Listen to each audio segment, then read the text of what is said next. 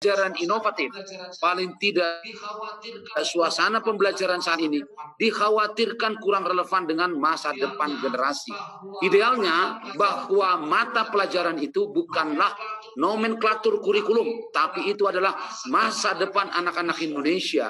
Maka guru-guru di hadapan siswa bicaranya, anak-anakku sekalian, saya hadir di sini untuk menyuntikkan masa depan kepada kalian. Apa yang akan saya sampaikan ini bukan mata pelajaran, tapi ini adalah masa depan kalian. Maka gurunya mencoba menggambarkan masa depan itu seperti apa. Membayangkan, tentu untuk level SD, level SMP, level SMA, digambarkan seperti itu. Ini loh pekerjaan masa depan itu. Ini suasana masa depan itu. Karena itu saya berikan seperti ini pada kalian semua, pada anak-anakku sekalian. Idealnya guru seperti itu. Karena itu tidaklah mudah memprediksi pekerjaan masa depan. Tetapi banyak lembaga pendidikan yang menetapkan bahwa 30% lulusannya itu bekerja pada pekerjaan yang sekarang belum ada. Riset terkini Amerika itu 60% generasi ini akan bekerja pada pekerjaan yang saat ini belum ada. Ekstrim seperti itu malah. Jadi 6 dari 10 orang akan bekerja pada pekerjaan yang saat ini belum ada. Kalau begitu rahasia pendidikan apa? Cara berpikir. Makanya kalau kementerian kita atau Pak Menteri kita bicara the four C's or the six C's, itu memang masuk akal. Siapa orang-orang yang sanggup bertarung di masa depan itu adalah orang-orang yang satu, critical thinkingnya baik, 2, yang komunikasinya baik, 3, yang kerjasamanya baik, kolaborasi, 4, yang punya kreativitas secara terus-menerus. Isu-isu terkini ini nanti kaitannya dengan profesi guru. Saat ini bila kurang tepat disebut darurat krisis guru inspiratif. Coba level tertinggi dari guru itu inspire, di bawahnya itu adalah apa yang disebut dengan disebut orang excellent itu demonstrate, living example, teladan. Di bawahnya itu lagi explain, di bawahnya itu lagi just tell, hanya bisa cerita-cerita saja. Jadi, bila Bapak dan Ibu tidak mau disebut darurat guru inspiratif tanpa mengurangi rasa hormat kita pada guru-guru yang luar biasa itu, tetapi terasa langka guru-guru inspiratif ditemukan di kelas-kelas sekolah di negeri ini.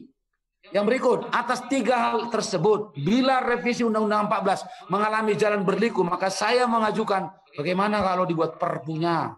Kita dorong untuk membuat perpu yang komprehensif,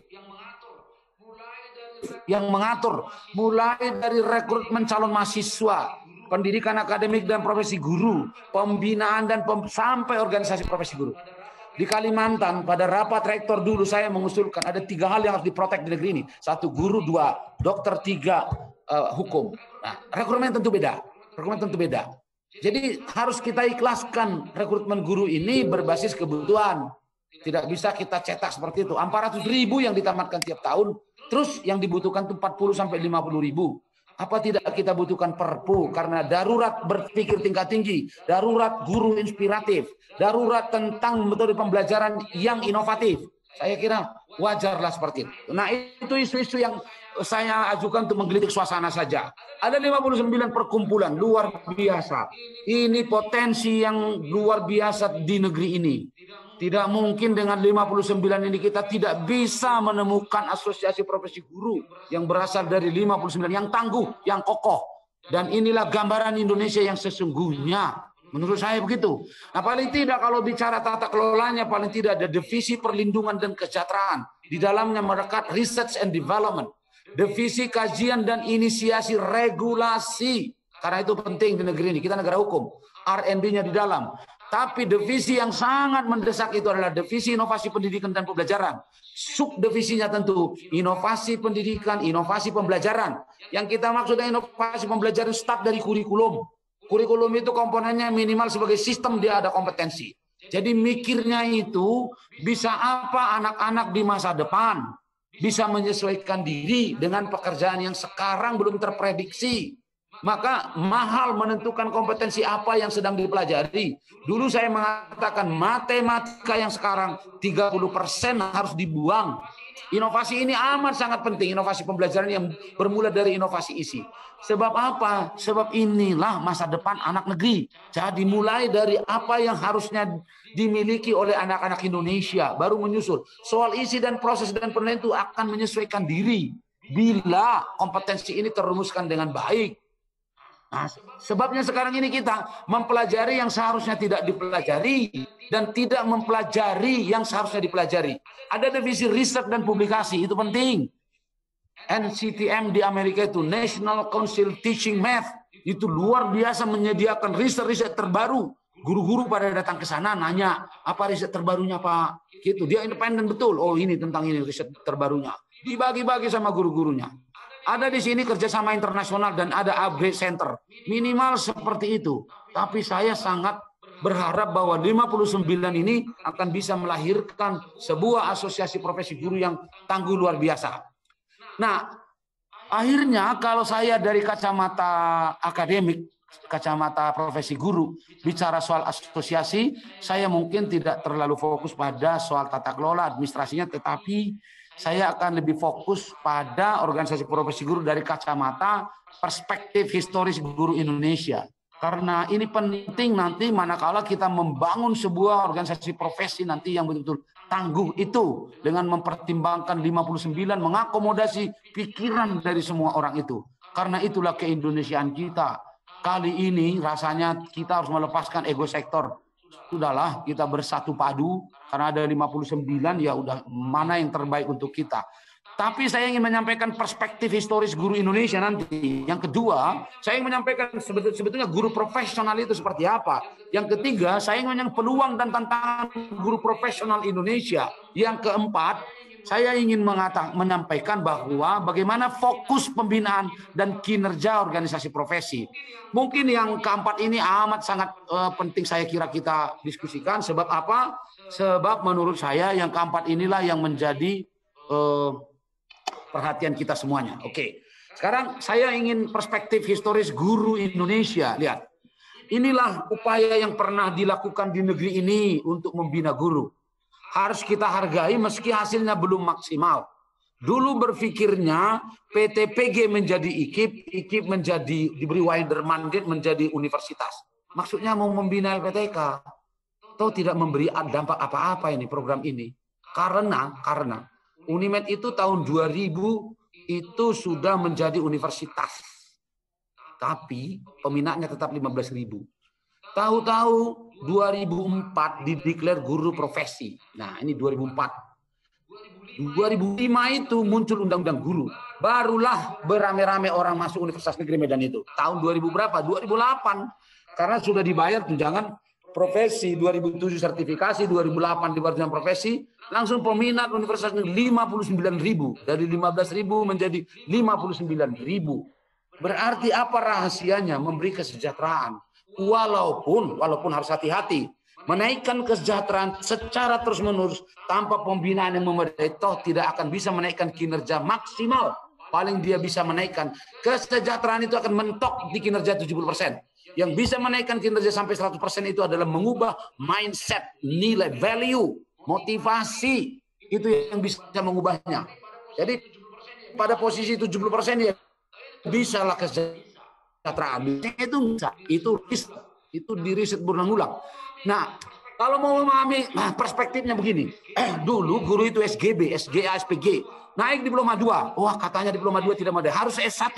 S1 pun tidak memadai. Harus guru profesional bersertifikat. Pertanyaannya, adakah perubahan yang signifikan di SD? Di ruang kelas-kelas SD itu? Ada. Tapi bagaimana? Masif atau tidak? Tidak. Jadi ini tidak mengubah berarti. Kenapa di Indonesia menaikkan jenjang pendidikan tidak mengubah suasana kelas? Pertanyaan seperti itu, historically-nya seperti itu. Begitu dibuat Undang-Undang Guru dan Dosen 2005, langsung dilaksanakan sertifikasi 2007. Sebenarnya 2006 tapi kuota 2007. Ada pemberian sertifikat pendidik langsung, ada portofolio, ada PLPG. Lahirlah guru-guru profesional, lalu 2008 dibayar tunjangan profesinya. Adakah perubahan yang signifikan sekarang di sekolah? Riset menunjukkan bahkan GTK menelitinya hanya 10% guru yang berubah. Historisnya seperti ini, upaya-upaya yang kita lakukan itu kenapa tidak memberi dampak yang signifikan? Nanti kita jawab. Nanti secara tidak langsung perlahan-lahan saya jawab. Nah, sekarang gini, milestone-nya begini. Saya buat milestone perjalanan guru itu 4 Desember declare guru sebagai profesi. Luar biasa. Ini tonggak sejarah terpenting dalam perjalanan pengembangan profesi guru Indonesia. Walaupun dipertanyakan orang, apa iya guru profesi? Kalau dokter, tentara, bahkan orang mengatakan begini, jika guru dideklar sebagai profesi, tetapi tidak dibuat menjadi profesi bahasa yang lunaknya bergengsi, bukan profesi yang bergengsi, maka tetap saja tidak akan diminati. Tetapi begini, pertanyaan yang krusial, benar enggak guru itu sebagai profesi? Contoh kecilnya begini. Kalau ada dokter melakukan operasi, semua orang merasa tidak sanggup melakukan itu kecuali sesama dokter operasi. Maka kita kagum dengan dokter yang melakukan operasi itu. Kenapa? Karena kita merasa tidak mampu itu. Pertanyaannya, ada enggak di pekerjaan guru yang orang lain sebenarnya merasa tidak mampu? Ada. Kalau saya guru sejarah disuruh menjelaskan sejarah perkembangan sejarah Indonesia, sejarah Amerika, berarti saya bisa menjelaskan itu dengan baik. Sungguh saya belum guru sejarah. Tetapi kalau saya guru sejarah, disuruh dibariskan anak-anak 100 orang, lalu disuruh memilih saya, di antara anak-anak yang 100 ini, mana yang nasionalismenya paling tinggi? Lalu saya bisa pilih. Orang akan merasa, loh kok bisa Bapak menentukan itu? Loh saya kan guru sejarah. At the time being, pada titik itu, maka orang merasa dia tidak mampu untuk menetapkan siapa yang paling nasionalis di antara murid-muridnya. Pada saat itu guru sejarah mampu, maka orang akan menghargai profesi itu. Satu. Jadi penghargaan terhadap profesi memang lahir dari kekhususan pekerjaan pada profesi itu. Bila tidak ada kehususan yang orang lain merasa mampu melakukan pekerjaan itu semuanya, maka sungguh itu bukan profesi. Nah, persoalannya sekarang tidak semua orang memahami profesi guru. Dianggapnya guru hanya menjelaskan. Kenapa? Karena guru mempertontonkan seperti itu. Seolah-olah guru itu hanya menjelaskan saja. Padahal sejarah sebagai alat untuk mendidik, sejarah sebagai alat untuk membangun nasionalisme, itu tidak dilanjutkan oleh para guru sejarah, sehingga orang merasa semua bisa jadi guru sejarah. Maka orang merasa itu tidak bergengsi. Jadi bermula dari kita mestinya, dari terbentuknya asosiasi profesi yang secara terus-menerus menekuni itu, membantu guru untuk menemukan jati diri yang seperti itu adalah asosiasi profesi. Di mana-mana ya seperti itu. Lihatlah asosiasi Ikatan Dokter Indonesia, dokter anak, ketemu dia tiap tahun, bahkan tiap 3 bulan. Untuk membicarakan apa? Temuan-temuan terbaru tentang penyakit itu, tentang penyakit anak-anak. Sama halnya dengan guru. Bila mana kita bisa mendudukkan ada pekerjaan-pekerjaan yang spesifik tidak bisa dikerjakan oleh siapapun kecuali guru sejarah, maka orang akan mengakui itu sebuah profesi. Dari situlah kita meningkat perlahan-lahan untuk meningkatkan bahwa dia pun harus diberikan penghargaan yang sesuai.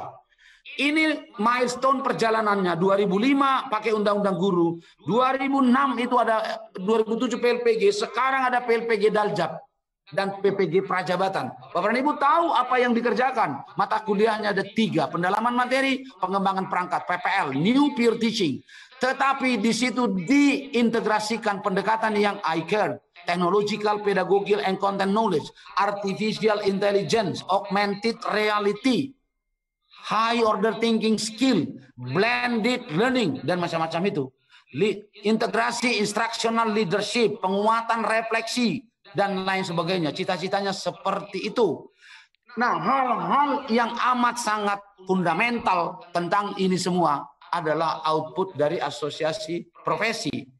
Jadi, memang sangat kita tunggu-tunggu ini kehadiran asosiasi profesi, karena akan sangat tekun. Loh, kan Direktorat Jenderal GTK yang di bawahnya ada direktur profesi, tugasnya juga pembinaan asosiasi.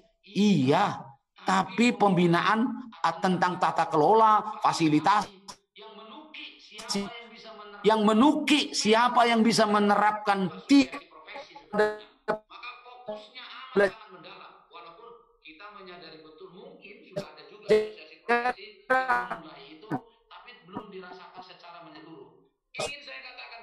PSI sebetulnya. Fokus kita dari betul mungkin sudah ada. Kita butuhkan sekarang bagi guru itu ada shifting paradigma. Jadi mengubah paradigma sekarang kita ingin menuju new model of teaching and learning in Indonesia dengan mengubah paradigma guru. Sebab sudah saya tunjukkan tadi, menaikkan dari SGB sampai S1 bersertifikat tidak menunjukkan perubahan yang signifikan. Membuat dari PLPG hingga PPG dalam jabatan, memberi tunjangan profesi juga belum. Kenapa? Karena memang kesejahteraan itu bicara pada level 70%. Kalau mau menaikkan sampai 80 itu gurunya dirubah, dari guru dirubah, itu yang akan menaikkan dia menjadi persen. Sekarang ini sekedar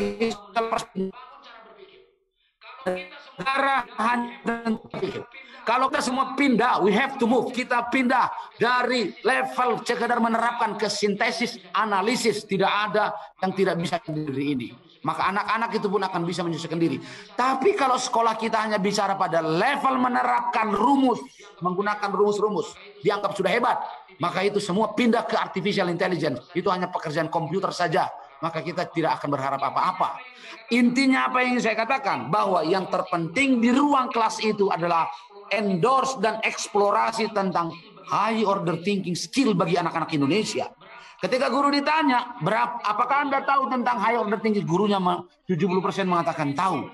Itu lebih dalam, hanya 40% yang paham. Banyak tahu tapi tidak paham. Begitu diteliti lagi, hanya 20% yang menerapkannya. Begitu diteliti yang konsisten, menetapkan kompetensi yang high order thinking skill, menerjemahkannya dalam materi, menerjemahkan dalam proses, dan menerjemahkannya dalam sistem penilaian, dan konsisten melihat dampaknya pada siswa, itu hanya 5 Indonesia. Artinya kalau 3 juta guru, 10%-nya 300 hanya 150.000. Terbaik tidak kita. Kondisi anak Indonesia 15 tahun ke depan kalau kondisi seperti ini. Dilema antara kasus konten yang diberikan oleh guru kita. Saya bikin 4 kuadran ini. Sumbu X-nya itu adalah isi pembelajaran atau materi. Sumbu Y-nya itu adalah metodenya. Sebaik-baik guru berada pada kuadran pertama, visioner, milenial, masa depan. Artinya materinya baik, mutakhir, dan metodenya bagus, mutakhir, blended misalnya. Itulah sebaik-baik guru. Bisa dibayangkan guru yang di kedua, materinya bagus tapi metode pembelajarannya konvensional. Artinya dia gagal mengajarkan hal-hal yang baik itu. Dia gagal mempersiapkan masa depan anak-anak. Dia gagal untuk memberi apa yang dibutuhkan di masa depan. Kuadran kedua. Di kuadran materinya itu tidak mutakhir, menguasai IT gurunya luar biasa, blended, dia tahu. Ini guru-guru yang berhasil mengajarkan yang tidak perlu, yang tidak dibutuhkan. Dia berhasil mengajarkan yang tidak diperlukan anak-anak. Ini dilemanya. Bayangkan kuadran ketiga, materinya buruk dan pendekatannya pun buruk. Memang menjadi relevan bicara kompetensi dan motivasi itu. Betapapun guru yang ideal itu, sikap dan karakter guru. Betapapun gurunya kompeten, kalau karakternya tidak baik, itu tidak. Ini hanya yang di kuadran pertama saja. Ada guru yang kompetensinya baik tapi karakternya buruk, tidak bisa dicontoh anak-anak. Ada guru yang kompetensinya, karakternya baik tapi tidak kompeten, juga tidak berguna bagi anak-anak. Dan ada guru yang kuadran ketiga ini, itu memang tidak usah kita bicarakan. Berulang-ulang riset ini disampaikan di mana-mana. Saya ulang pagi hari ini karena ini penting perspektifnya. Murid yang modalnya 50 di tangan guru yang tidak baik bukan bertambah, makin baik muridnya. Tapi di tangan guru yang baik bisa naik menjadi 90 nilainya. Selisih antara guru yang tidak baik dengan yang baik itu 53%. Ini guru Indonesia dalam sepinya, kan guru Indonesia cuma 2.600 per 50 menit. Guru di Amerika, di negara atau di negara-negara maju 6.000 kata per menit. Jadi guru Indonesia lebih cenderung sepi, kurang kreatif, menghasilkan kata-kata. Tetapi murid-murid di negara maju 1.000 kata per 50 menit. Anak ini 197. Dan sepinya guru Indonesia mengasih murid Itu memang kesimpulan yang amat sangat kita sayangkan. Nah, kalau saya ingin membahas perspektif historisnya guru Indonesia itu, saya kira panjang, tapi cukuplah kita untuk memberikan nuansa nanti dalam rangka membangun organisasi profesi guru yang tangguh ini. Jangan lupa perspektif historis itu. Nah, sekarang seperti apa guru profesional itu adalah begini. Guru profesional itu selalu bicaranya dari ujung, ya kan? Kata Stephen Covey itu begin. Guru saya ini guru profesional untuk mencetak pembelajar sukses. Namanya pembelajar sukses bisa mengantarkan orang percaya di masa depan, sebab yang sekarang ini akan tertinggal semuanya, akan tertinggal. Sekarang maka ada pekerja PLN, masa depan listrik itu rumah, listrik kita di rumah, bukan lagi begini. Jadi kalau orang bercita-cita PLN nggak ada lagi, itu kan mobil-mobil. Itu jadi terus bisa belajar yang orang lain, warga negara yang semahal-mahal, tapi setinggi-tinggi derajat orang itu adalah kontributor yang efektif terhadap peradaban bangsanya. Mikirnya guru ini 4 ini, gimana caranya membuat yang 4 ini, maka gimana kualitas pembelajaran saya. Ternyata modal gurunya ini, dia harus tampil mempesona, dan ini adalah panggilan jiwa. Dia mengerti merumuskan apa-apa yang disebut dengan high order thinking skill. Dia paham tentang advance. Pendekatan pembelajarannya adalah material. Pendekatan pembelajarannya adalah TPEC, technological, pedagogik, and itu yang mempengaruhi dan dipengaruhi matematik, dan tahu pedagoginya matematik. Sebaik-baik guru ternyata itu.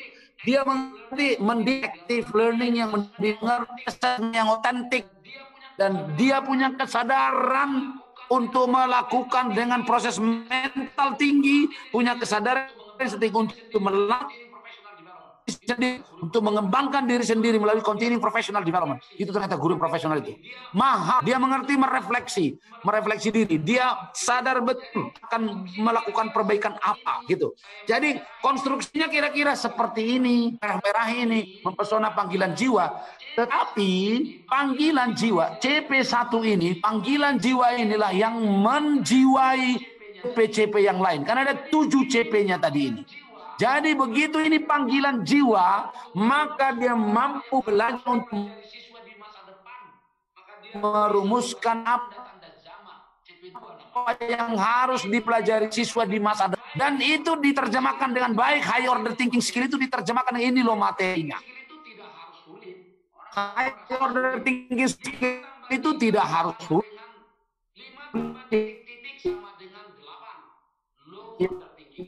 Orang selalu merasa sulit, dia mudah itu. Tapi kalau gurunya buat titik-titik tambah titik sama dengan 8, itu high order thinking. Karena murid akan mencari pasangannya dan takkan ketemu berapa banyak ternyata pasangannya. Orang membayangkan bahwa high order itu selalu sulit, tidak. Tapi melatih seperti itu kan memang berpikir alternatif dari kecil. Dia bisa menerjemahkan ke materi dan bisa dia membuat rancangannya. CP4. Saya bungkus CP3 dan CP4 ini satu koloni, satu komunitas. Kenapa? Karena begitu CP5 akan dilakukan pembelajaran active learning tadi itu, dia modalnya CP2, CP3, CP4 dibungkus oleh CP1 tadi, panggilan jiwa itu. Sulitnya CP2, CP3 kalau ini panggilan jiwa. Maka CP5-nya itu adalah melaksanakan CP6 menilai. Kenapa menilai saya buat di luar? Sebab penilaian ada di luar aktivitas pembelajaran. Dan CP7 itu adalah bagaimana guru dengan kesadaran sendiri melakukan refleksi diri untuk memperbaiki terus apa yang harus dia lakukan. Nah, konstruksi guru profesional itu ya seperti ini. Kita menggabungkan kepribadian sosial, pedagogi, dan profesional. Kalau untuk tingkat S1 ini dipelajari secara parsial. Kalau di PPG dipelajari ini secara blended, integrasi. Itulah beda antara pendidikan S1 dengan PPG. Nah, seperti itu. Maka idealnya anatomi kompetensi siswa. Jadi selalu berangkat dari siswa. Jangan berangkat dari kompetensi guru mestinya. Apa yang harus dimiliki oleh siswa ini, maka guru menyesuaikan yang tadi, yang 7 itu. Dan kepala sekolah pengawas kepala dinas menyesuaikan. Idealnya guru itu di perpu yang saya usulkan tadi adalah siswa-siswa terbaik. Cukup. Mungkin yang rata-rata 8 ke atas saja yang boleh mendaftar. Langsung begitu. Kalau itu bisa kita kerjakan, ada harapan. Kalau dengan cara yang sekarang kita teruskan, saya ragu. Saya ragu, bukan tidak percaya, ya kan. Tapi ragu saya dengan cara itu. Karena apa? Hanya satu-satunya negara di dunia sekarang yang merekrut mahasiswa LPTK dengan cara kita yang sekarang. Hanya satu-satunya kita di dunia. Nah sekarang guru itu adalah siswa terbaik, kepala sekolah itu guru terbaik, pengawas itu adalah kepala sekolah terbaik, Kadisdik itu adalah pengawas terbaik. Kalau itu bisa di perpunya, mungkin ada harapan kita 15 tahun ke depan. Sebab apa? Begitu kepala dinas pendidikan turun, dia mengerti bagaimana mensupervisi pengawas. Dia mengerti bagaimana membina pengawas. Kenapa? Karena dia pernah pengawas terbaik. Begitu pengawas turun ke sekolah, dia mengerti mensupervisi kepala sekolah dan guru. Sebab dia bekas guru dan kepala sekolah terbaik. Begitu dia berdiri gurunya di hadapan siswa, dia mengerti mencetak anak-anak ini menjadi orang terbaik. Sebab dia pun pernah menjadi siswa terbaik. Logika itu memang harus dibangun dan di perpu itu akan dibuat itu secara detail seperti itu. Begitu pengawas bertanya kepada kepala Kadisdiknya, dia tahu memberinya, dia bisa menjadi narasumber dan mengalir terus dia. Pun guru kepada siswa, siswa kepada guru, kepala sekolah kepada Kadisdik. Begitu gurunya inspiratif, itu siswanya tidak usah disuruh pasti belajar. Tapi kalau gurunya menjawab pertanyaan muridnya pun seperti yang kita ceritakan dulu waktu ke-13, Bu, kenapa telur itu menetas 21 hari? Ya kalau 22 hari nak kelamaan itu. Kalau 20 hari kecepatan, jadi harus 21 hari. Coba bayangkan kalau gurunya menjawab seperti itu. Nah kira-kira konstruksinya seperti ini. Seperti inilah dia. Bahwa kompetensi siswa itu ini saya gambarkan seperti ini, variannya harus inilah varian guru. Bahwa seluruh kompetensi ada pada guru, bahwa seluruh kompetensi guru ada pada kepala sekolah dan pengawas, bahwa seluruh kompetensi siswa, guru, kepala sekolah, pengawas ada pada kepala dinasnya. Kalau itu bisanya. Kalau di Australia seperti ini dia, professional knowledge, professional practice, untuk membanding saja. Kalau di Finlandia konon yang luar biasa itu begini, sama dengan di Indonesia. Apa bedanya dengan di Australia ini? Ada. Know students and how they learn. Know the content and how to teach it. Sama aja dengan yang ada di Indonesia. Cuman ini memang bahasa Inggris, kita pakai bahasa Indonesia. Gak ada bedanya sebenarnya. Di Finlandia sama juga kayak gitu. Di Amerika ya sama juga. Nah itulah sebetulnya gambaran guru profesional itu. Nah yang ketiga sekarang, bagaimana sebetulnya peluang dan tantangan? Tantangannya begini. Yang pertama, terjadi pergeseran yang luar biasa tentang pembelajaran. Menurut Otto Scharmer itu, learning. Dulu kita revolusi industri 1.0 itu berpusat pada guru. Di revolusi industri 1.0 berpusat pada testing. Ya kan fast in and fast out. Di revolusi industri 3.0 itulah yang terkenal dengan student center learning. Oh, itu luar biasa terkenalnya. Sekarang tidak lagi kita bicara student center learning. Tetapi sehebat-hebat guru dan sehebat-hebat siswa sekarang yang mengerti adalah activate deep sources of learning. Itulah sehebat-hebat guru. Mengaktifasi sumber belajar dimanapun sumber belajar. Kalau guru sumber belajar, murid mengerti mengaktifasinya. Kalau digital sebagai sumber, murid mengerti. Itulah sehebat-hebatnya. Nah, bagaimana menerjemahkan ini sebenarnya di ruang kelas itu menjadi sangat penting. Ya sangat penting. Jangan-jangan yang berpusat pada guru itu pun belum tuntas kita sebenarnya 1.0. Nah, mau bicara pula kita di 4.0. Jangan-jangan kita masih di 0,4, 1.0 pun belum begitu. Activate deep source itu. Nah, hal seperti inilah tugasnya asosiasi profesi itu. Makanya saya bilang, seberapa pentingnya, super penting hadir. Karena yang menerjemahkan seperti ini secara operasional adalah asosiasi profesi. Dibantu oleh siapa? Tentu perguruan tinggi, GTK memfasilitasi, dibantu oleh seperti itu. Tapi ini, nah lihat nih, hot high order thinking skill. Sebab Kata John Dewey, education is not preparation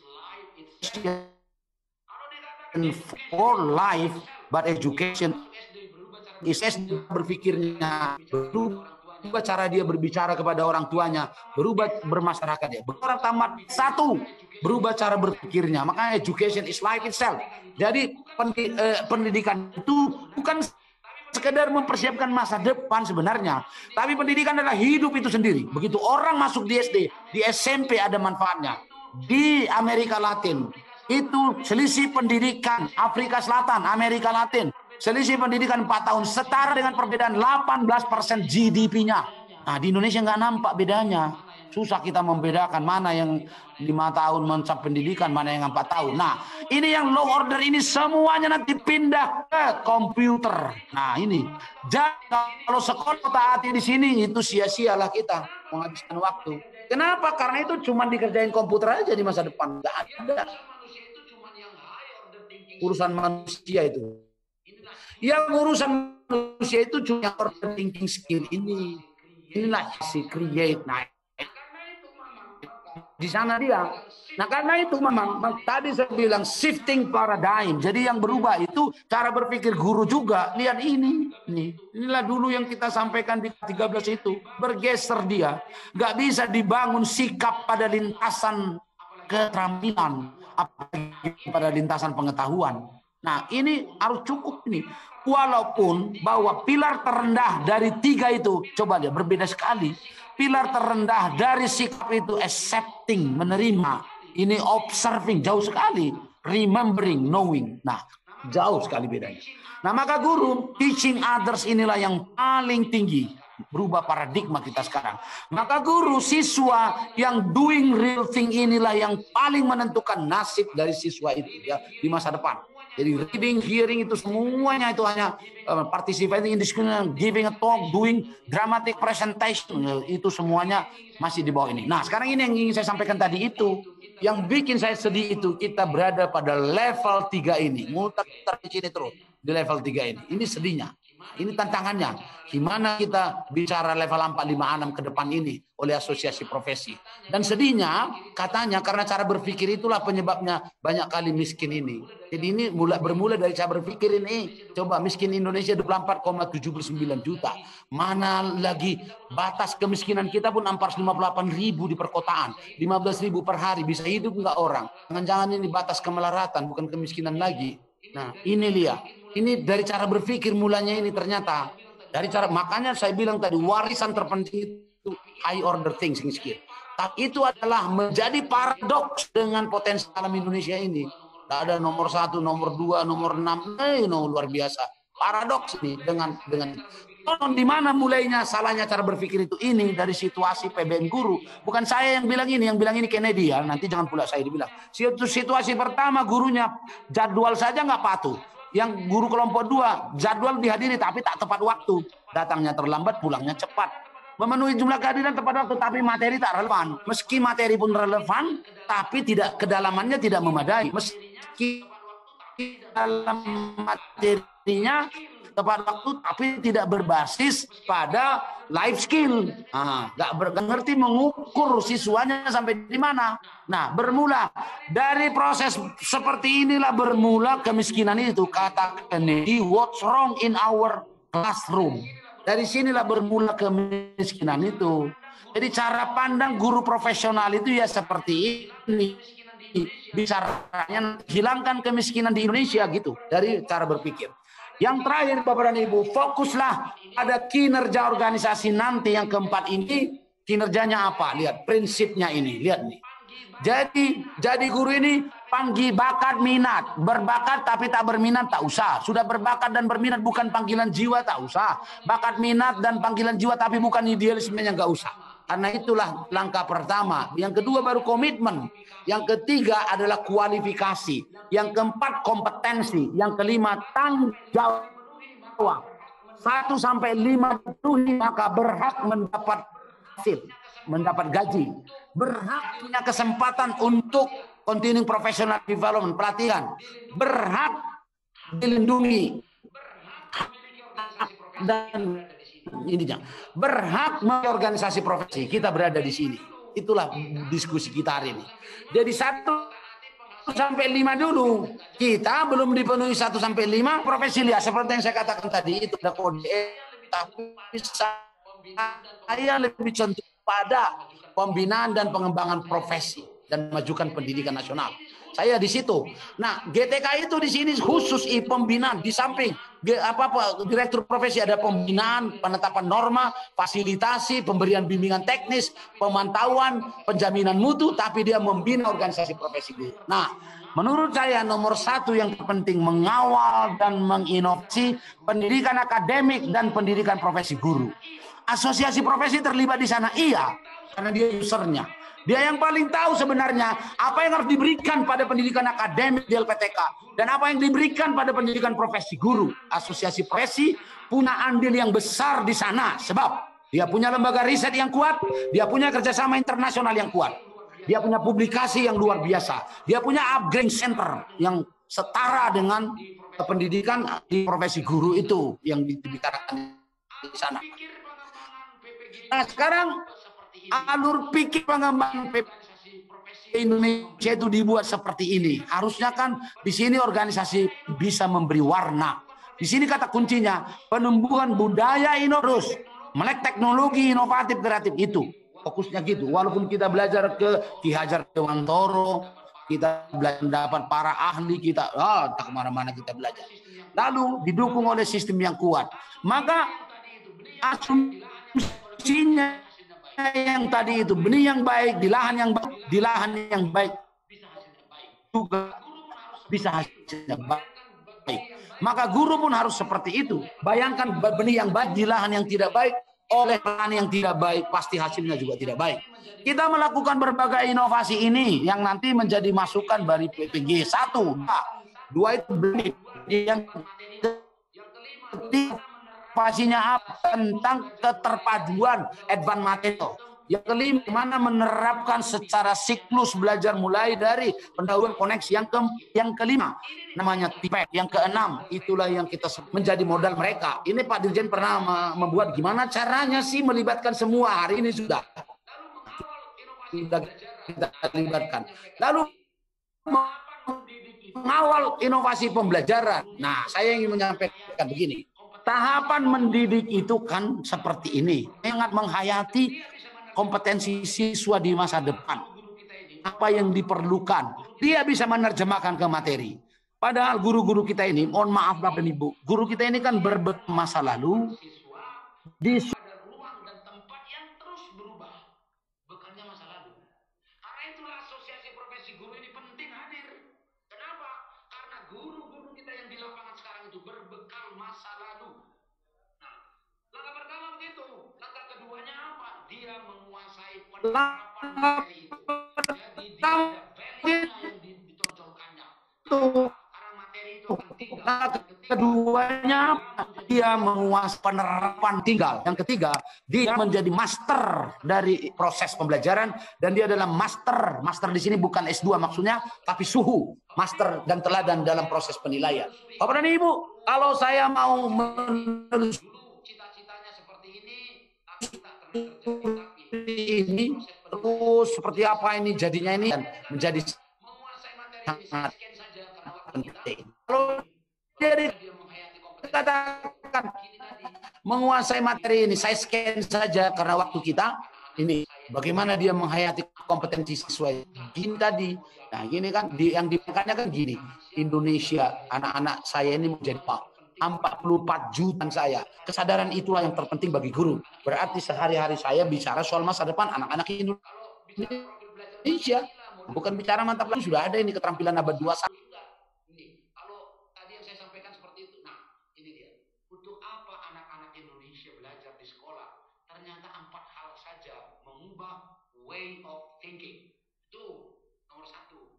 2, jadi kalau bisa mengubah way of thinking karena setinggi-tinggi pendidikan itu way of thinking karena setinggi-tinggi pendidikan itu bicara soal kesejahteraan orang, maka mengubah way of working. Yang ketiga, tools of working. Yang keempat adalah living in the world.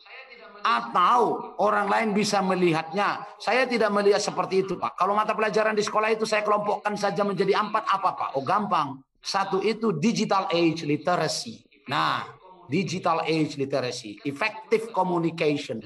Inventive thinking. Dan yang terakhir itu adalah bagaimana dia berkarir di dunia, di Indonesia dan seterusnya. Nah, kita mestinya sudah bicara-bicara seperti itu. Hingga sangat bagus undang-undang kita merumuskannya. Saya sampaikan ini. Struktur yang saya sampaikan ini yang tidak pernah terjadi. Padahal inilah yang bisa mengubah Indonesia. Ingin saya katakan, pernyataan ini memang sedikit agak vulgar. Selama kurikulum Indonesia tidak dirubah seperti skema struktur ini, jangan berharap kita bisa banyak perubahan. Tidak ada. Kenapa? Karena anak-anak SD dijejali dengan yang seharusnya belum dipelajari. Rusak struktur berpikir anak itu dijejali dengan mata pelajaran. Karena yang dia butuhkan itu attitude, sikap. Bagaimana sih membangun sikapnya, peduli, tanggung jawab, bisa merasakan orang lain, latihan bertindak dengan ini, berpikir, itu yang perlu. Ini lihat, di SD nggak ada saya buat di mata pelajaran, yang ada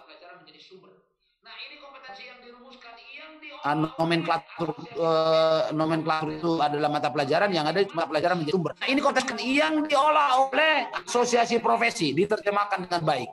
Apa yang dimaksud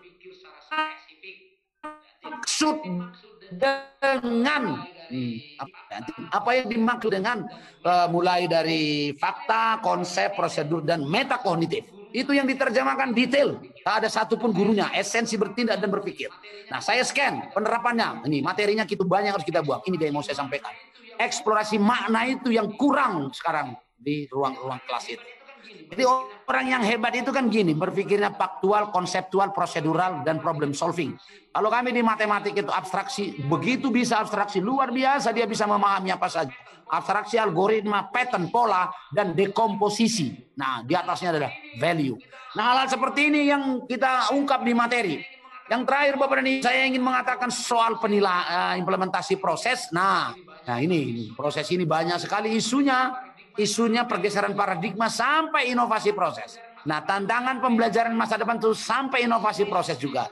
Isu-isunya integrasi TIPEK dan lain sebagainya. Saya ingin menyampaikan TIPEK. Kalau ini konten, mata pelajaran, matematik sebutkan, bahasa, sejarah, ini pedagoginya. Sejarah punya pedagogi sendiri, bahasa punya pedagogi sendiri. Jadi berinteraksi antara konten dan ini. Jadi guru tidak cukup lagi sekarang. Dulu saya guru matematik, menguasai matematika terkagum-kagum murid. Sekarang nggak bisa lagi kalau saya nggak ngerti teknologinya. Jadi tiga ini yang berinteraksi itu menjadi guru profesional itu. Maka interaksi antara konten dan pedagogical, namanya pedagogical content knowledge, PCK.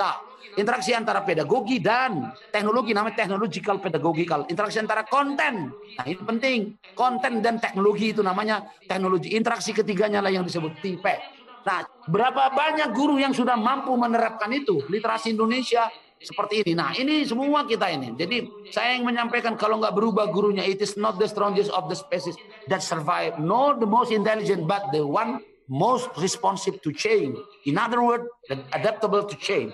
Jadi nggak ada, kita memang harus berubah. Nah, dari mana berubahnya? Lihat nih, lihat arahnya nih. Nah, ini kita berubahnya seperti ini. We have to change, shifting paradigm, moving forward gitu. Nah, kita kan agak kemarin menghadapi suasana seperti ini kan agak kaku. Kenapa? Coba nah, kan kalau ada asosiasi profesi yang kuat, dulu orang tua mengandalkan sekolah. Pikirnya kalau udah dikirim ke sekolah udah selesai urusan. Tiba-tiba datang COVID, guru kembalikan anak itu ke rumah. Bukan mau balas dendam, tapi supaya tahu gitu loh. Inilah kita diajari oleh COVID ini untuk bekerja sama ke depan.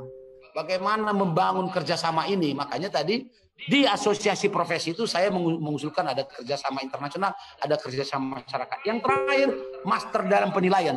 Saya ingin mengulang-ulang sistem penilaian ini. Kenapa? Karena begitu menginovasi pendidikan di negara manapun, yang diinovasi oleh asosiasi profesi ini, 4 hal ini. Nah, harus terjadi pergeseran penilaian. Dulu K13 kita usulkan seperti ini. Otentik, diri, portofolio. Nah, ini bagaimana menilai keterampilan, praktek, portofolio, nilai proyek, observasi penilaian diri antar peserta didik, jurnal, tes tertulis, lisan, penugasan, tes praktek, tes proyek, tes portofolio, performance, tes produk, proyek bagaimana menilainya. Karena sesungguhnya murid itu proyek, portofolio bagaimana menilainya. itu sini. Nah, itulah pengantar diskusi kita Pak Saud Panjaitan. Saya buat agak cepat supaya ada waktu untuk berdiskusi. Terima kasih. Kurang lebih mohon maaf. Assalamualaikum warahmatullahi wabarakatuh. Selamat pagi, salam sejahtera kepada kita semua. Baju batik, sepatu hitam lengkap dengan tebal kumisnya. Presentasi cantik. Pak Saur itu masih di mute Pak Saur. Pak Saur masih di mute. Ya, unmute dulu.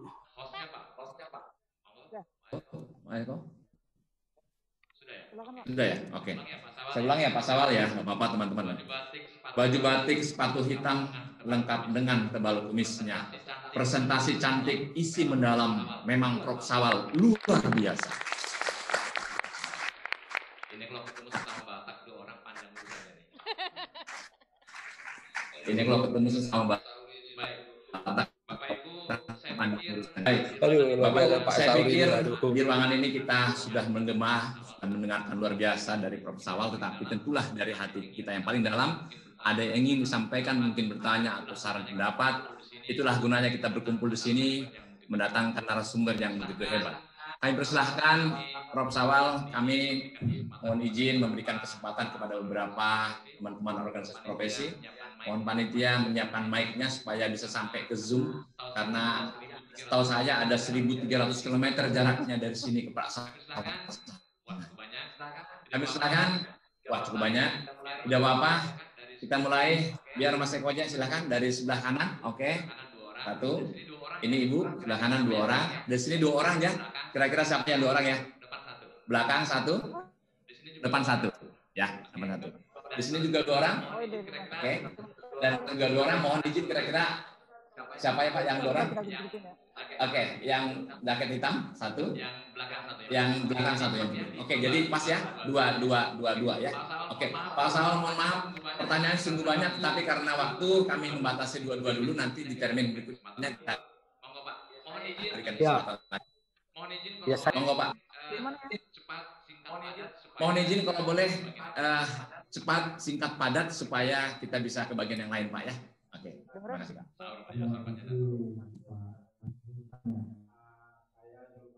Sahur Pak ya.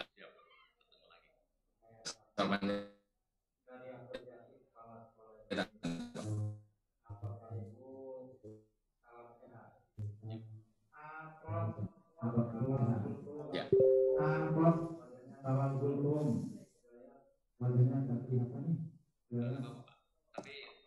Nggak apa-apa Pak. Tapi suaranya kedengaran Pak. Ya. ingat. Iya. Suaranya memang kurang jelas di sini Pak, tapi saya dengar sebagian. Silakan Pak. Oke, ya. Oh, iya, terima kasih. Ya. Tahu Pak, tahu. Kalau gitu tahu.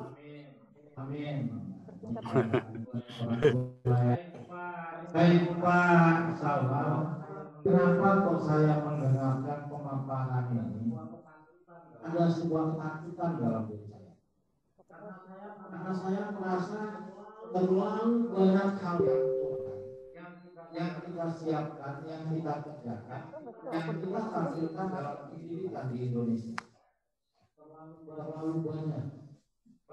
Bahkan saya sendiri jadi bingung ini. Dalam konteks dulu pada waktu kita berbicara, saya masih ingat persis Bapak katakan jika negara ingin maju, pendidikan harus hebat. Bahkan salah satu cara untuk memajukan negeri, mensejahterakan rakyat adalah pendidikan. Tapi kondisi pendidikan kita dalam aplikasinya menakutkan. Saya selaku kepala sekolah juga jadi bingung. Tapi guru di saya ini seluruhnya perlu di-upgrade. Nah, pertanyaan saya dalam konteks ini adalah bagaimana mengawali ini semua sehingga apa yang disampaikan tadi oleh Prof. Konsep tadi itu bisa kita wujudkan sehingga kita pada waktu hari ini mengadakan anak-anak kita mengerti masalah dulu. Pertanyaannya mengawalinya dari mana? Pada hari ini. Sehingga pada waktu Bapak Ibu guru sebagai mata pelajaran bisa melakukan pekerjaannya, tanggung jawab profesinya, sehingga masa depan yang diharapkan itu bisa terwujud. Yang kedua, regulasi. Regulasi bangsa kita ini sebenarnya tak butuh. Maka begitu banyaknya regulasi yang dituangkan dalam pendidikan, agaknya katanya regulasi yang ada di dunia pendidikan banyak di dunia. Agaknya katanya. Tapi saya sendiri nggak ngerti. Nah, kita taat pada regulasi pada saat itu ketika regulasi yang sampai kita kerjakan, yang lain kita kerjakan juga, malah yang ini kalau kita tidak tercapai. Undang-undang guru dan dosen mungkin karena susah memisahkan guru dan dosen disatukan. Setelah disatukan menerjemahkannya bisa macam-macam oleh kita. Ya, boleh mungkin agak singkat Pak. Ya. Boleh agak singkat. Hanya mungkin ada regulasi di kita bisa kita perjelas, tetapi jumlahnya tidak banyak sehingga bisa kita kerjakan. Termasuk tentang kurikulum, termasuk tentang tenaga pendidik dan pendidikan. Nah ini saya sampaikan karena bukan lagi dalam birokrasi, tapi sudah golongan intelektual yang mengamati pendidikan, yang memiliki kepentingan besar terhadap bangsa dan negara dan kemajuannya. Ini dari kami Asosiasi Kepala Sekolah. Iya, terima kasih. Iya. Iya. Lipat kain berlapis-lapis. Kalau sudah Pak Zulkarnain, kita semuanya jadi optimis ya. Nah, silakan Bu. Berikutnya yang kedua Bu, silakan Bu depan Bu. Kita langsung to the point saja ya Bapak Ibu ya, mohon maaf. Kita nanti ada waktu yang lain untuk berilustrasi.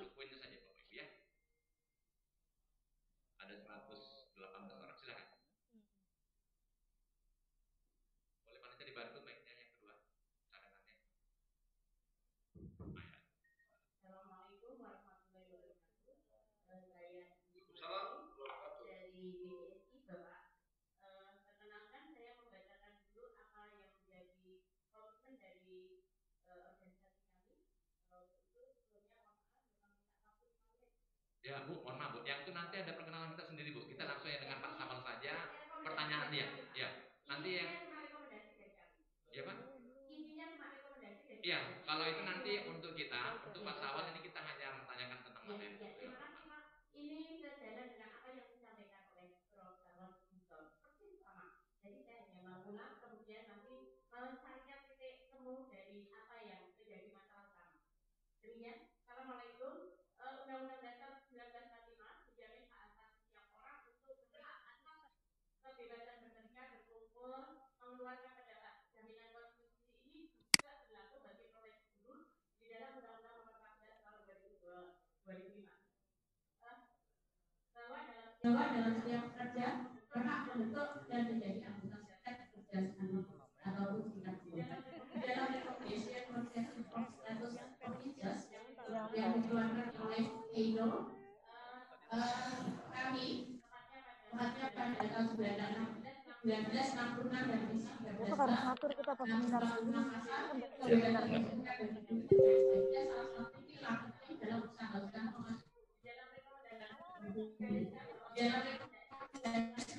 digariskan bahwa ya. Bu, mohon maaf Bapak Ibu, terlihatan kalau kita jadi guru, peserta yang lain kayaknya nggak sepakat ya Bapak Ibu ya. Nah, ya, kelihatannya yang lain nggak sepakat. Saya sih nggak masalah. Ya.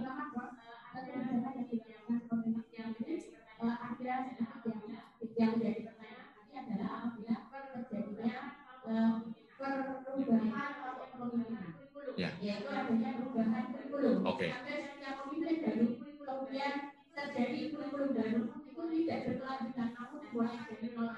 Dan maka Indonesia maju apabila setiap kebijakan yang tidak berkelanjutan. Yang pertama. Yang kedua, pemerataan dari bidang guru, terutama untuk mendapatkan lebih lanjut, kemudian pengetahuan lebih lanjut, kemudian peningkatan profesi bidang ilmu, kemudian juga sebagai guru-guru terutama yang berbawah siswa itu aktif, karena di situ terjadi seperti ketidakadilan di dalam Baik. apa yang diberlakukan. Contohnya untuk bisa disingkat lagi Bu? Oke, udah 5 menit Bu ya. intinya untuk setiap kebijakan yang diberlakukan untuk berpuasa itu hampir yang bersamaannya itu yang bisa sekarang ya yang profesi guru aja yang bisa sedangkan yang lain itu baik. Jadi seorang suara kesulitan karena tidaknya dan seterusnya. Baik. Nah untuk itu mohon ada rekomendasi yang mengacu kepada kebersamaan profesi yang ini untuk adil dalam setiap kata. Dengan demikian kita sebagai guru swasta itu berkemajuan yang sama, yang punya hak yang sama. Karena tidak semua guru swasta itu sama. Jadi dengan demikian mohon itu yang diakomodir disesuaikan dengan. Iya. Baik. Kita berikan aplaus kepada ibu kita. Ya, oke. Baik. Saya pikir Pak Sawan sudah bisa menangkapnya Bu ya. Mohon maaf karena situasi seperti ini. Kami persilakan dari barisan tadi belakang satu, tadi depan satu ya. Nah, kita tadi tengah-tengah yang sini belakang dan depan. Tadi ya. Paling belakang ya. Baru paling depan Mas. Itu lagi nanti. Mohon maaf nanti ada giliran gitu. Yang depan.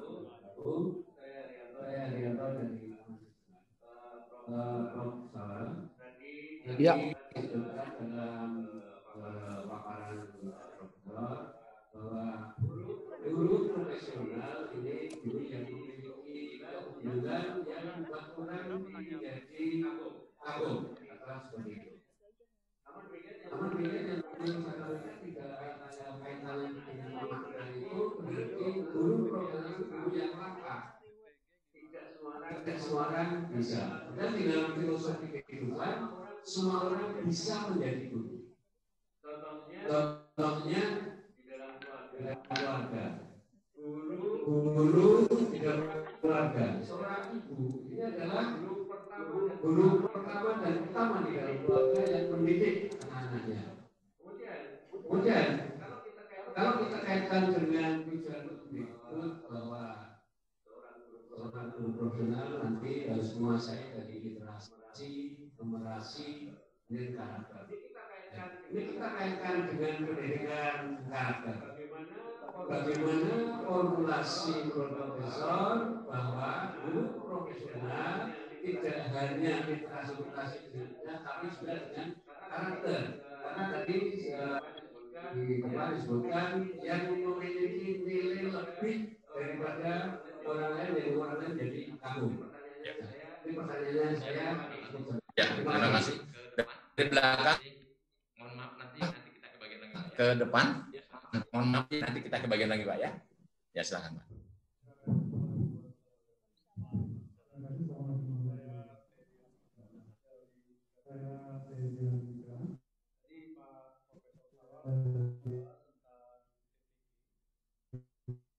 Ada permasalahan utama di PPG permasalahan utama di PPG yaitu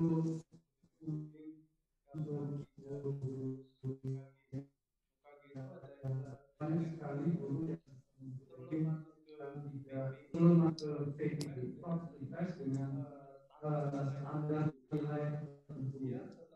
Kemudian setelah mengikuti PPG selama 3 bulan itu harus post tes dan ternyata tidak semua peserta dapat lulus setelah menjalani 3 bulan. Kalau melihat dari apa UKG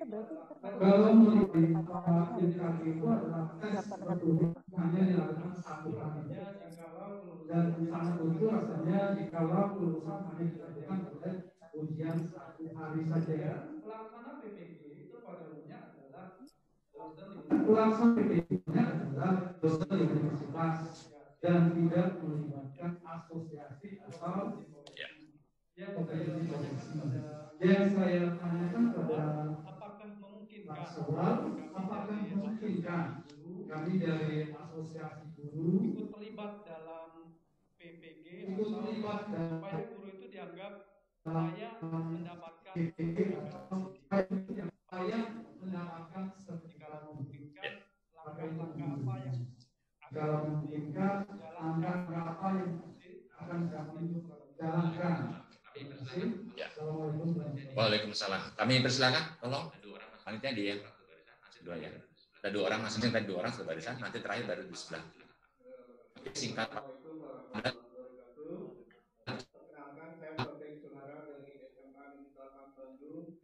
Pak, silakan Pak.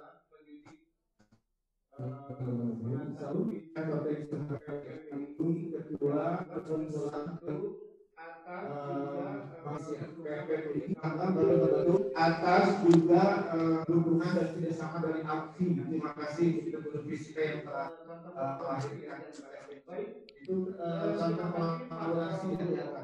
Baik, terima kasih Pak Sol. Atas nama organisasi atas nama organisasi yang lain.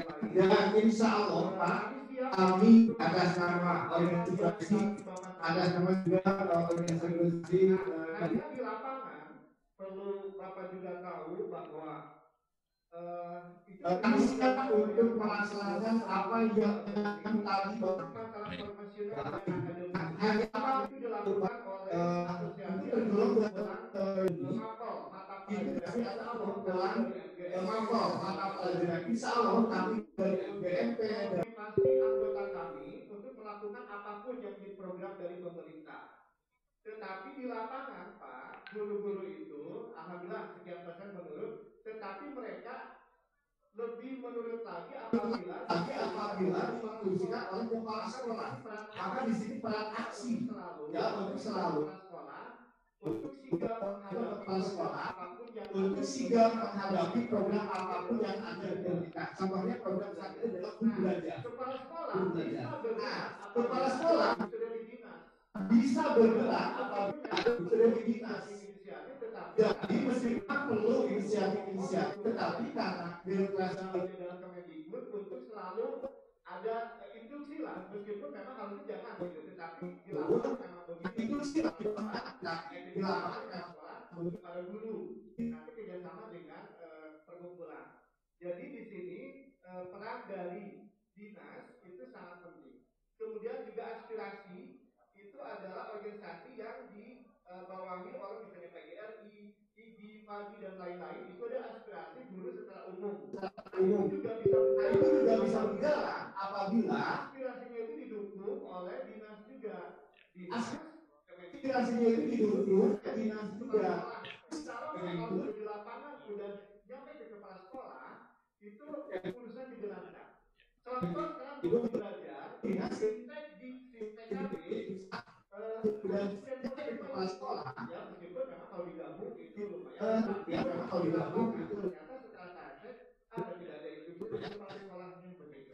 Jadi di sini kami menegaskan apa yang tadi disampaikan Pak Selamat itu akan disampaikan Pak Selamat akan sangat realisasi apabila ada kolaborasi semua organisasi profesi dari pemerintah kemudian juga ada dari blok MGMP tentang PKB pasca UKG. Contoh yang sudah pasca UKG itu sukses. Kenapa sukses? Bloknya ada dari pemerintah. MGMP dibuatkan. Dinas instruksi kepada kepala sekolah. Luar biasa Pak itu semuanya melaksanakan PKB yang pasca UKG itu sukses Pak. Itu dengan adanya blok-blok selanjutnya. Terima kasih. Assalamualaikum warahmatullahi wabarakatuh. Ya, satu nuhun Mas dari Bandung. Jadi satu lagi tadi. Oh nggak ada, udah keluar ya. Baik, yang hitam putih terakhir Pak, hitam depan putih yang terakhir. Ya. Waalaikumsalam.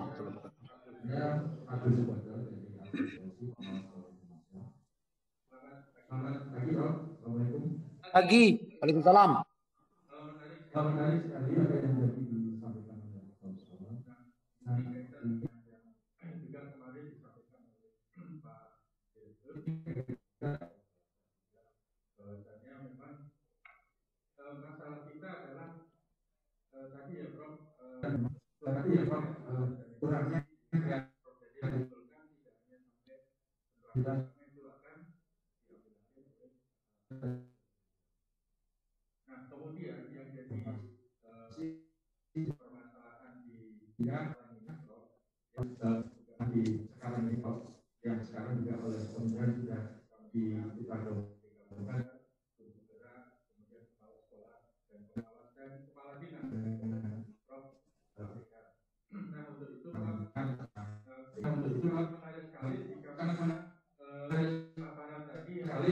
sarana paparan tadi yang sangat itu lengkap.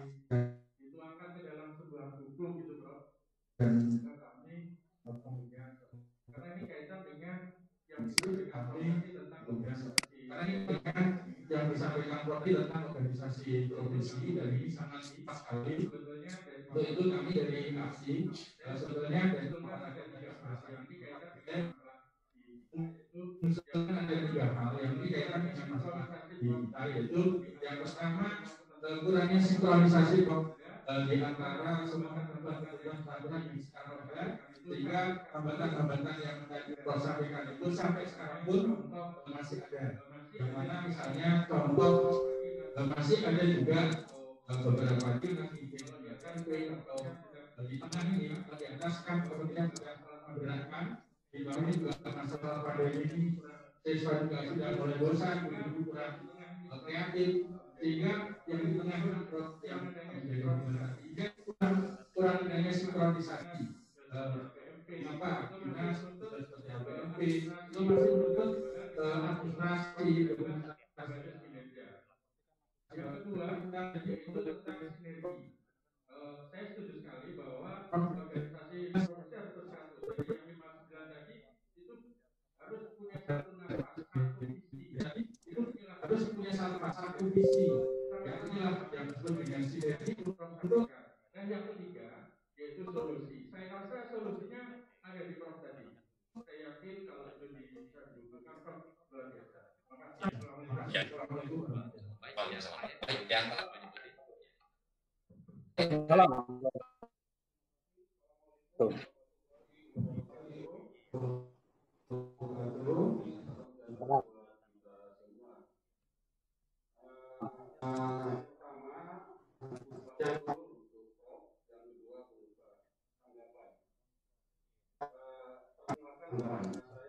Perkenalkan nama saya Uno UNRO dari Asosiasi Indonesia.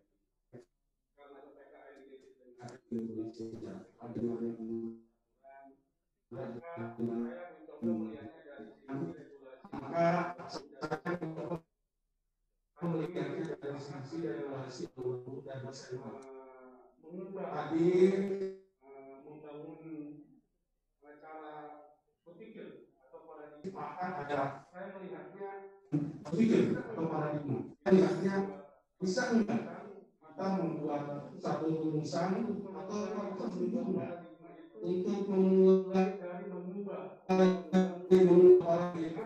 dimulai dari mengubah undang-undang undang-undang dengan undang-undang pengaturannya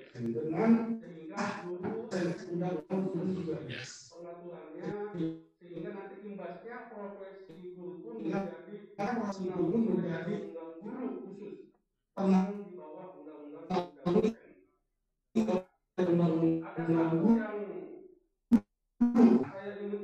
ada terkait dengan saya ingin usulkan terkait dengan budaya dosen semalam sudah dibahas organisasi profesi mengadakan atau menjadi kontraktor pengadaan barangnya kemudian membangun usaha itu yang keduanya. Nah saya pikir ini yang harus direvisi. Biarkan itu milik yayasan. Kalau approach semacam kita itu terlalu jauh. Kenapa?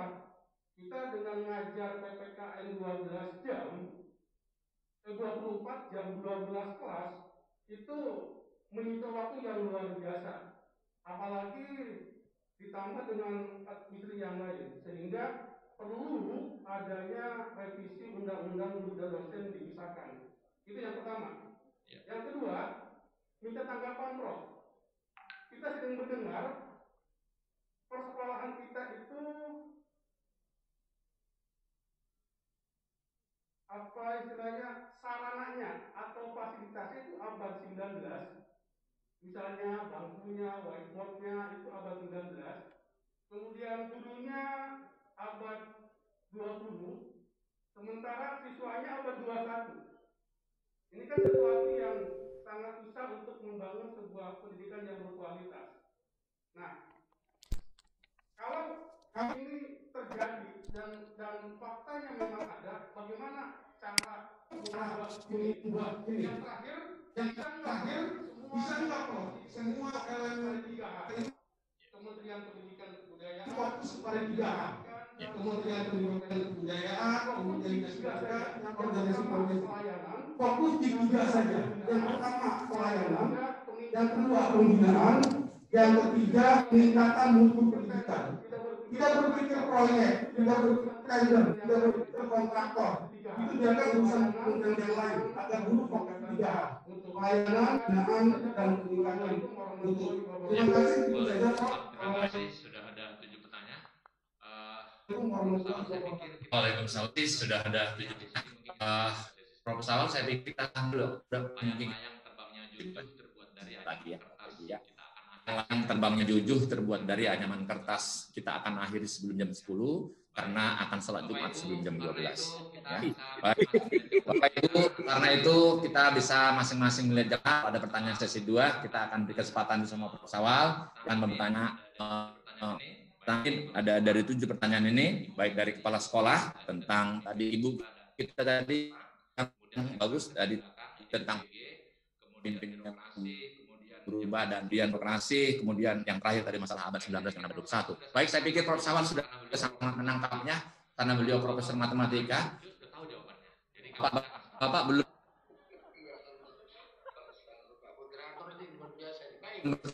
beliau sudah tahu jawabannya. Silakan. Pertanyaan pertama menarik sekali, dari mana harus kita Mas kita mulai. sekali kita berdiskusi tapi gagal memang merumuskan dari mana harus dimulai. Sering sekali kita tapi gagal harus dimulai gitu. Nah, Masalahnya itu udah bisa kita tangkap dengan baik. kan Tapi mengawalinya dari mana supaya betul-betul pendidikan kita ini bisa menghasilkan orang-orang seperti yang diharapkan itu di masa-masa yang akan datang. Tadi di awal pembicaraan ini saya mengajukan emang perpu yang saya ajukan tadi. Iya kan? emang perpu yang Kenapa saya mengajukan itu? Karena itu tadi saya iya kan. Nah, tadi saya sekaligus undang-undang 14 itu kan rasanya direvisi, tapi itu kita memerlukan start awal yang sangat tidak krusial. Kalau saya ditanya, mudah, tidak mudah.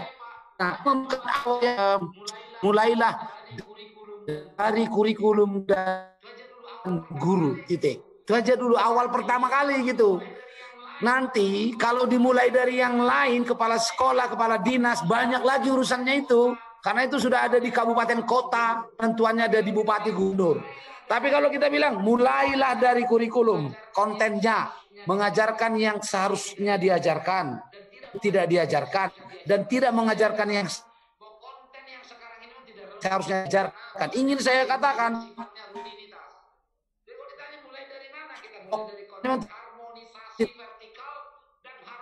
kita mulai dari konten harmonisasi horizontal dari kurikulum. Startlah dari sana. Apa yang dimaksud dengan harmonisasi vertikal dari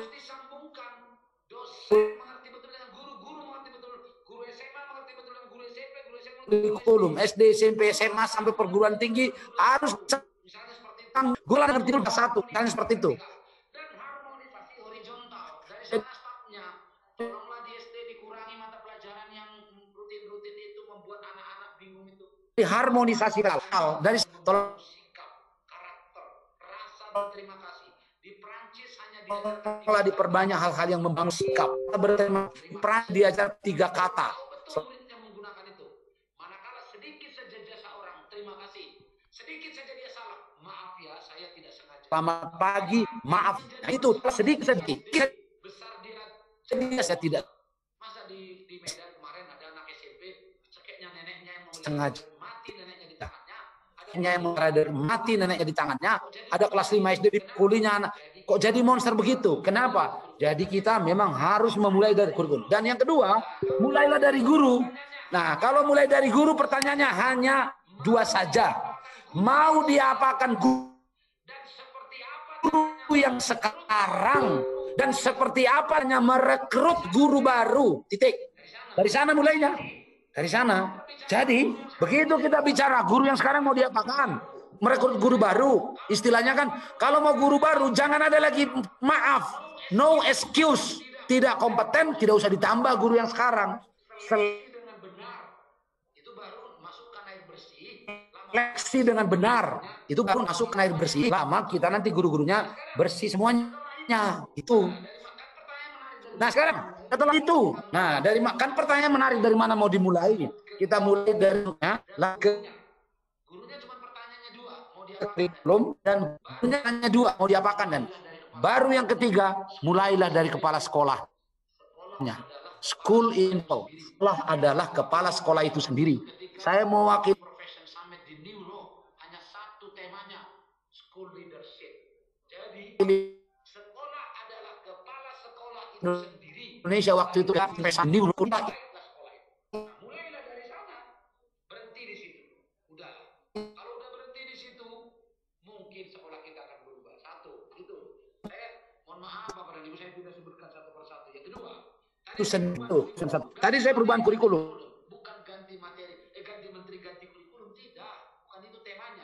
Kita bicara masa depan anak-anak Indonesia. Maka jangan pelajari yang tidak perlu. Orientasikan pelajaran itu masa depan. Maka lakukanlah penyesuaian. Jadi tidak ada penggantian kurikulum di dalam pendidikan. Tidak ada. Yang ada adalah memasukkan kompetensi dan konten baru sesuai dengan kebutuhan siswa. Untuk apa kita datang sampai-sampai ke sekolah siswanya kalau toh juga tidak mengerti soal masa depan dia. Jadi nggak ada penggantian kurikulum mestinya. Harusnya ini. Tetapi perlu konsistensi dan kontinuitas kebijakan itu penting.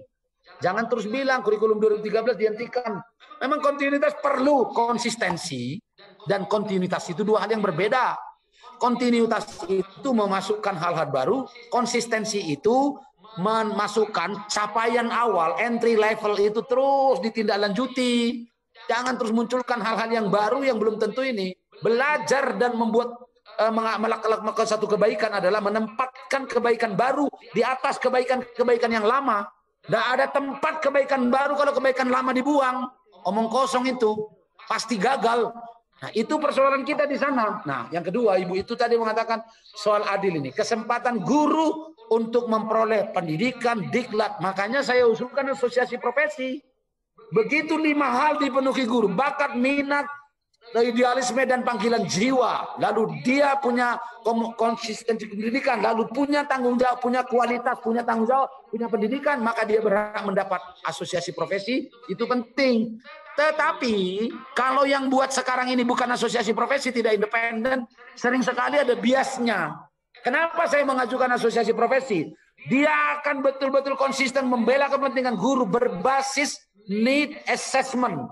Siapa yang berhak mendapat pelatihan? Saya ketika 2 tahun yang lalu diutus oleh kementerian ke Cina, ke Tiongkok, ke Shenzhen, ke Beijing, belajar pendidikan di sana. Semua guru mendapat pelatihan. Singapura pun sama, Malaysia sama. Semua guru itu dapat pelatihan.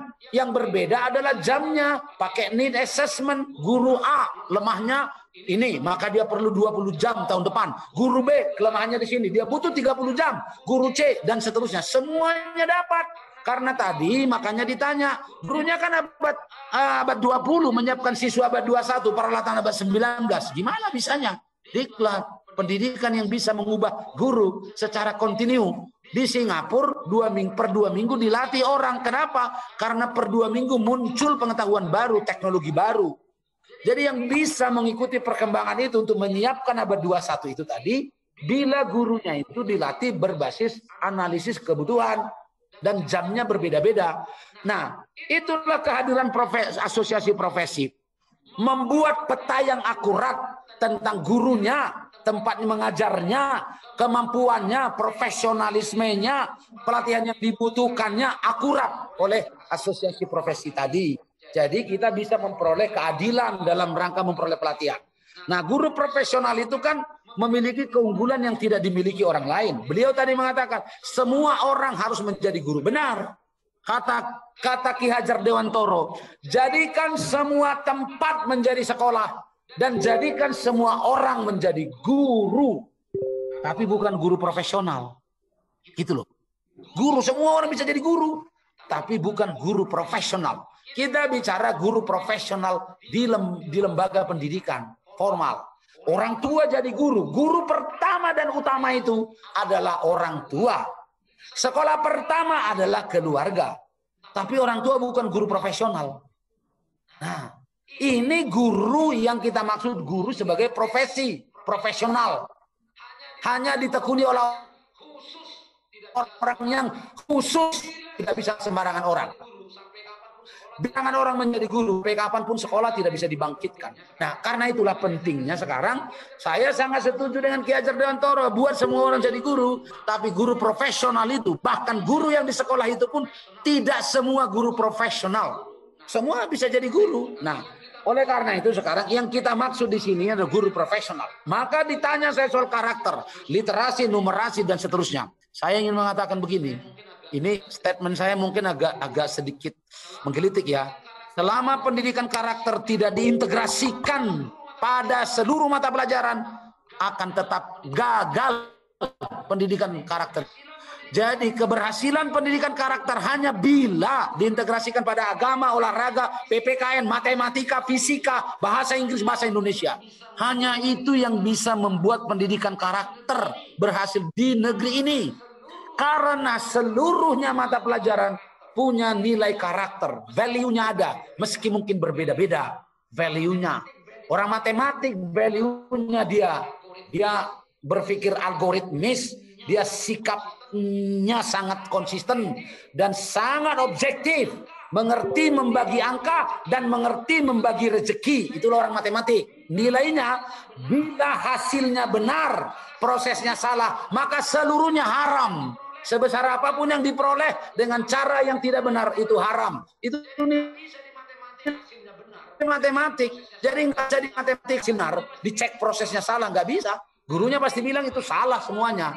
Nah, artinya selama pendidikan karakter tidak diintegrasikan pada seluruh mata pelajaran, termasuk intrakurikuler, co-kurikuler, dan ekstrakurikuler, termasuk pendidikan formal dan non-formal dan informal, hidup pendidikan karakter, maka tidak akan berhasil. Karena model dari murid itu ada di rumah, ada di masyarakat. Nah, soal PPG saya bagaimana asosiasi profesi harus terlibat. Nah, apakah ada asosiasi profesi yang terlibat dalam PPG tahun ini? Ada yang dilibatkan. Memang asosiasi LPTK swasta, baru itu memang. Tapi ke depan, begitu hasil pertemuan kita Arya Duta ini berhasil merumuskan, maka ke depan pendidikan profesi harus solid dengan asosiasi profesi. Ke depannya seperti itu. Sekarang memang dua asosiasi dilibatkan dua asosiasi itu. Nah, saya setuju sekali bahwa Arya Duta ini membawa maslahat, membawa hal baru tentang pendidikan profesi, tentang asosiasi profesi guru. Nah, kemudian yang dari bahasa Inggris tadi sarannya luar biasa menurut saya soal kolaborasi ini, soal kolaborasi pemerintah, guru, dan asosiasi dinas pendidikan masyarakat. Itu saya kira itu saran Pak Saur, itu saran yang sangat bagus untuk kita pertimbangkan. Kemudian begitu juga dari APSI, saya kira saran juga. Beliau bicara bagus sekali, lakukan sinkronisasi dan sinerginya dibangun, kemudian tapi sedikit saya menambahkan begini soal pandemi itu. Mestinya guru-guru yang sekarang belajar dari COVID ini harus bisa menyiapkan 3 rancangan. Yang dulu tidak pernah kita bicarakan, tidak pernah kita diskusikan. Dulu asal disuruh guru membuat rancangan pembelajaran RPP atau RPS, itu selalu bicara rancangan tatap muka. Padahal sekarang ada rancangan belajar daring, ada RPP tentang luring, ada RPP tentang blended rumah sekolah, rumahku sekolahku, guruku orang tuaku guruku, sekolahku rumahku. Tagline-nya kan begitu sekarang. Nah, berarti guru sekarang harus bicara tentang RPP, tentang luring, tentang daring. Itulah asosiasi profesi. Cepat sekali nanti asosiasi profesi menyiapkan hal-hal seperti itu sehingga kita tidak gamang untuk menghadapi COVID ini mestinya. Kenapa? Karena udah tersedia tentang RPP tentang luring di luar jaringan,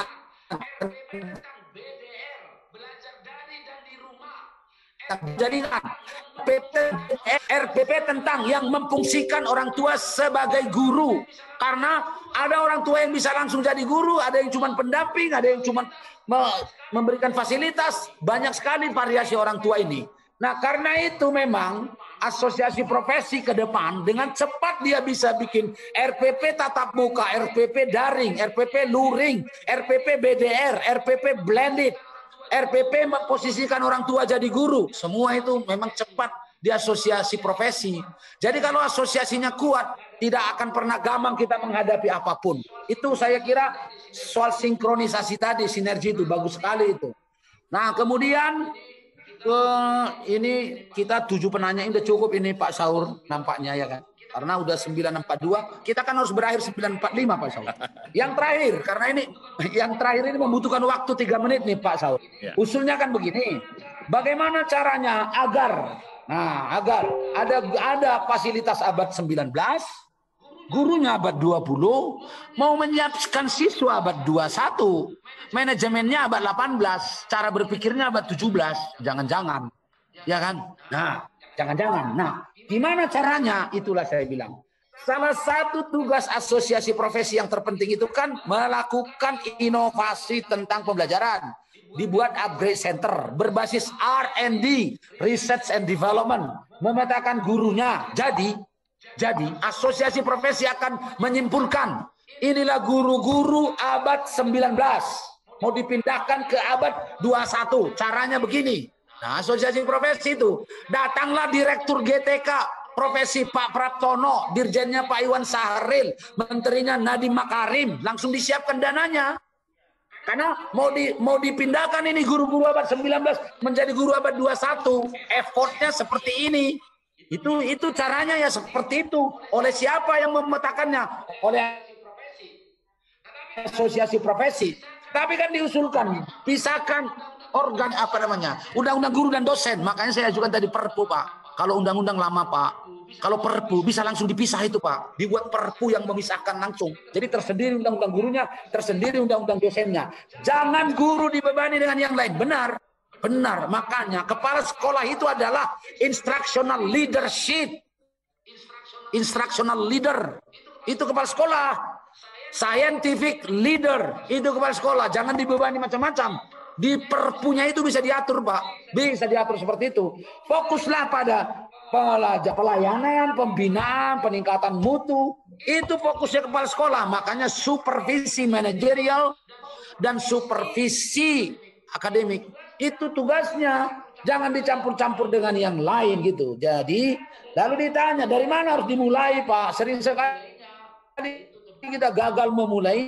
Ya itu sebabnya. Tadi udah saya bilang, pertama memang kajiannya bikin peraturan. Kalau itu belum jalan Pak Perpunya, kita rubah konten, kita rubah kurikulum.